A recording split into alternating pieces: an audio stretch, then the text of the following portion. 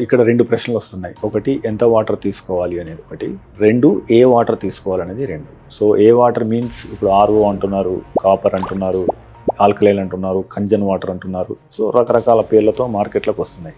So మీ దృష్టిలో ఏది సురక్షితమైన నీరు కిడ్నీ ఆరోగ్యానికి సంబంధించి?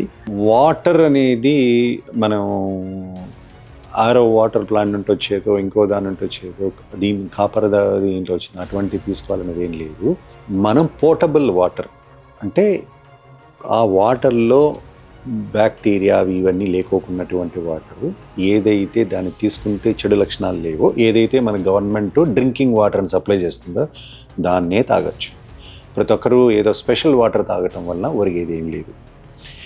అండ్ ఏ వాటర్ అయినా కూడా ఒకరోజు normal person, healthy person minimum 2 to 3 litres తాగాలి. డెఫినెట్గా ఒకసారి స్టోన్ అనేది ఏర్పడింది అంటే ఖచ్చితంగా 4 లీటర్లు తక్కువ కాకుండా వాటర్ తీసుకోవటం అలవాటు చేసుకోవాలి.